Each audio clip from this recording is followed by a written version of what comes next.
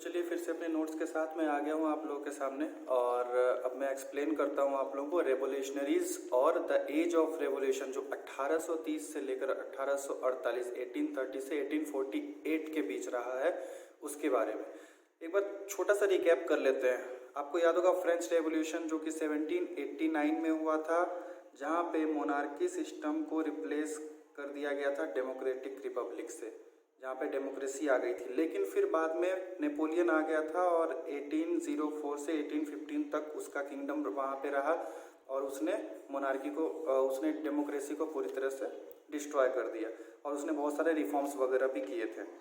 फिर उसके बाद क्या हुआ था, नेपोलियन को 1815 में यूरोपियन पावर ने हरा दिया था। यूरोपियन पावर कौन कौन से थे जो मैंने बताया था, रूसिया, रशिया, ब्रिटेन और ऑस्ट्रिया, इन चारों ने हराया था। उसके बाद नेक्स्ट पॉइंट पे आते हैं जिसमें हमने ये भी देखा था कि बार्बन डायनेस्टी के किंग को वहाँ पे स्टैब्लिश कर दिया गया था।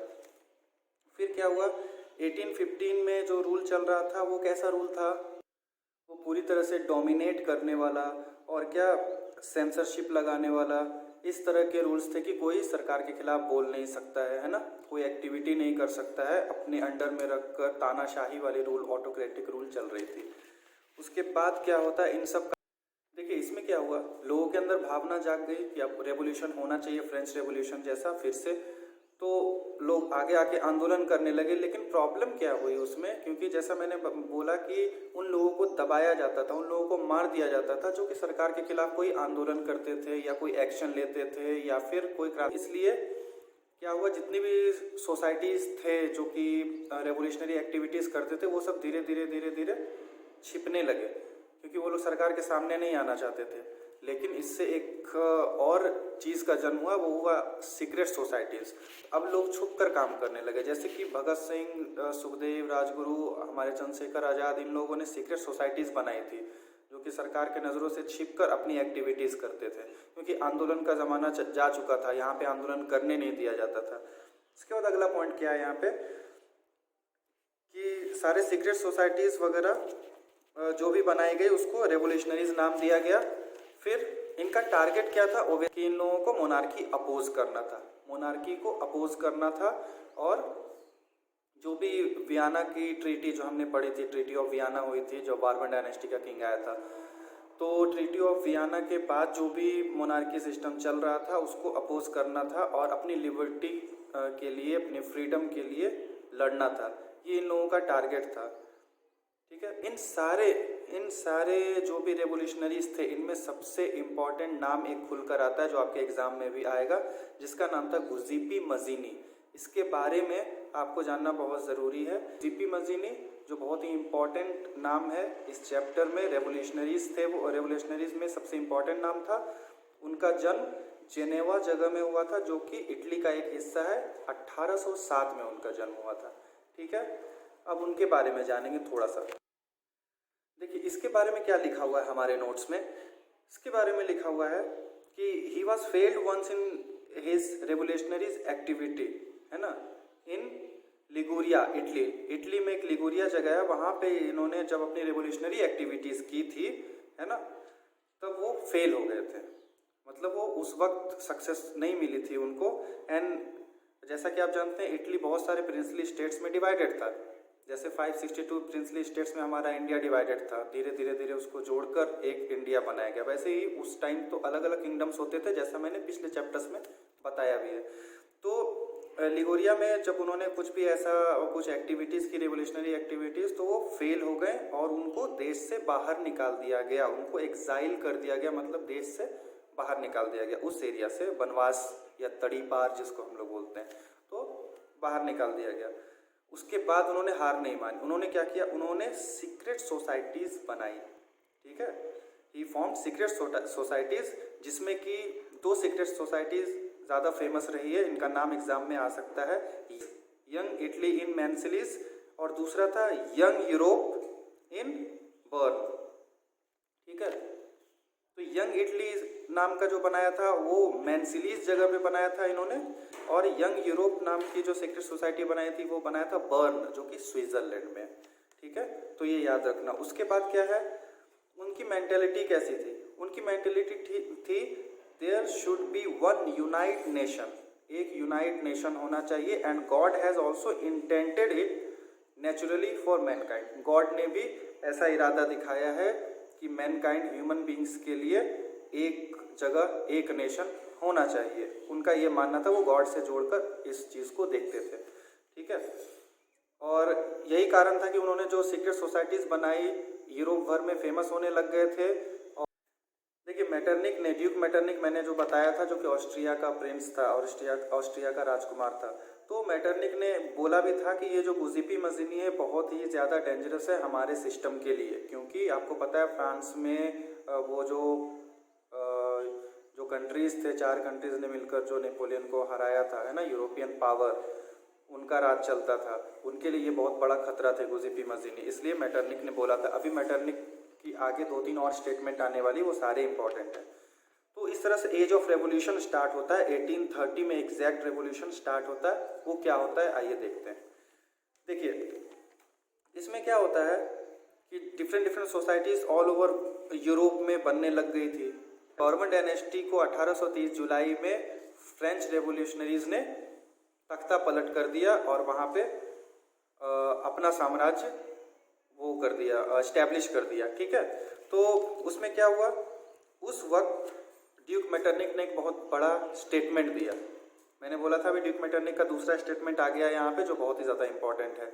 उन्होंने कहा था व्हेन फ्रांस स्नीजेस मतलब छींकना, when France sneezes the rest of the Europe catches cold, जब फ्रांस छींकता है तो पूरा यूरोप जो होता है, पूरे यूरोप को कोल्ड यानी कि सर्दी पकड़ लेती है। कहने का मतलब पहले भी फ्रेंच रेवोल्यूशन फ्रांस से स्टार्ट हुआ, उसको दबाया गया, बाद में फिर इस बार तख्ता पलट हुआ जो कि यूरोपियन पावर का।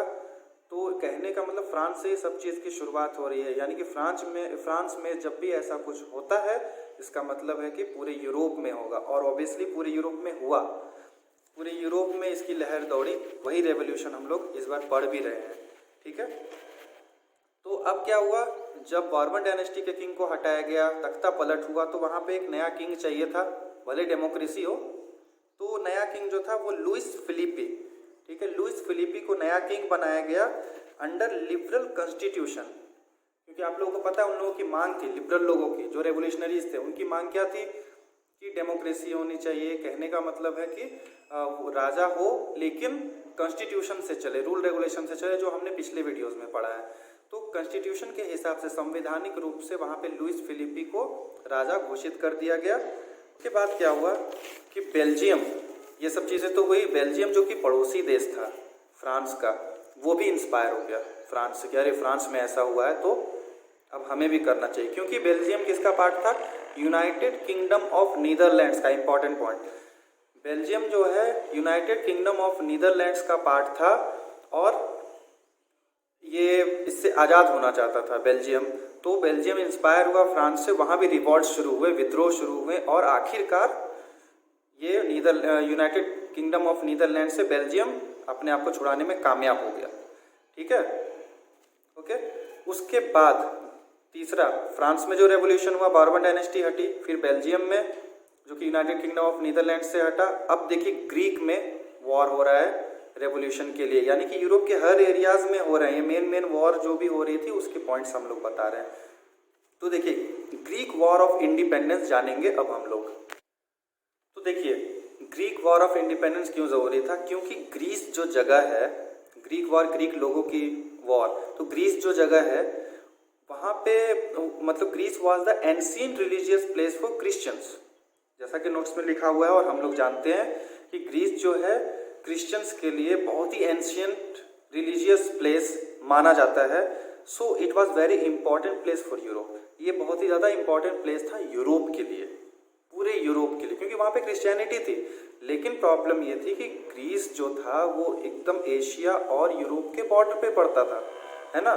तो दूसरी जो कंट्री वहाँ पे टच करती थी वो थी टर्की, और उसका बहुत सारा हिस्सा स्पेशली ग्रीस का वो इस्लामिक कंट्री के अंदर था, जिसको बोलते हैं ऑटोमन एम्पायर, है ना। ऑटोमन एम्पायर के अंदर आता था उसका ज़्यादातर हिस्सा, यानी उसके कब्जे में था। ये तो क्रिश्चियन वहाँ के लोग, लेकिन जो ऑटोमन एम्पायर थी वो इस्लामिक वो डायनेस्टी थी, तो उसके अंडर में आता था ग्रीस। तो वहाँ से छुड़ाने के लिए एक वो रिलीजियस सेंटिमेंट जिस तरह से बढ़ते हैं ना, तो रिलीजियस सेंटिमेंट बढ़ने लगे, नहीं हमें अपने धर्म के देश को बचाना होगा और इस इस्लामिक कंट्री से इसको बाहर निकालना होगा। तो ऐसी जब लहर दौड़ी तो शुरू हो गया वहाँ पे रेवोल्यूशन। अब रेवोल्यूशन किस तरह का हो रहा था वहाँ पे, रेवोल्यूशन कैसे हो रहे थे, मतलब जो क्रांतिकारी एक्टिविटीज़ तो हो ही रहे थे। जैसे हमारे इंडिया में एक तरफ गरम दल, एक तरफ नरम दल होते थे, यानी चंद्रशेखर आज़ाद, भगत सिंह, वो सब गरम दल के थे। एक तरफ गांधी जी जो कि आंदोलन करते थे, दोनों तरह से हो रही थी। नेगोशिएशन भी होते थे, सरकार से बातें भी होती थी, एक तरफ दंगे भी होते थे। तो इस तरह से सारी चीज़ें होने लग गई वहाँ पे, यानी कि स्ट्रगल चालू हो गया। लगभग 9 साल तक ये जो सारा स्ट्रगल चला आज़ादी के लिए, और फाइनली 1830 में ग्रीस को इंडिपेंडेंस हासिल हो गई। 1830 में ग्रीस ऑटोमन अंपायर से आज़ाद हो गया, याद रखना 1830 ग्रीस आज़ाद हुआ किससे, ऑटोमन अंपायर से, जो कि इस्लामिक अंपायर था। ठीक है, उसके बाद क्या हुआ, बाद में 1832 में बाकी आगे की नेगोशिएशन हुई। आज़ाद तो हो गया, लेकिन आगे रूल रेगुलेशंस, सरहदें कैसी बांटी जाएगी, बॉर्डर्स कहाँ बनेंगे, क्या क्या होगा, वो सारी चीज़ें नेगोशिएशन हुई 1832 में। ये भी इम्पॉर्टेंट है। लंदन कॉन्फ्रेंस, लंदन में कॉन्फ्रेंस हुई 1832 में, जहाँ पे ये सारे डिसीजंस हुए। जिस डिसीजन को, एग्रीमेंट को हम लोग जानते हैं treaty of Constantinople. Constantinople, treaty of Constantinople नाम से जानते हैं, जो कि लंदन में हुई, जिससे कि ग्रीस एग्जैक्टली पूरी तरह से आज़ाद हो गया। नेक्स्ट पार्ट में हम लोग इसके बारे में और आगे पढ़ेंगे कि आगे और क्या क्या छोटी मोटी एक्टिविटीज़ हुई, क्या क्या सिचुएशंस हुई 1848 तक, जो कि एग्जैक्टली पूरी तरह से रेवोल्यूशन का दौर था। Thank you so much.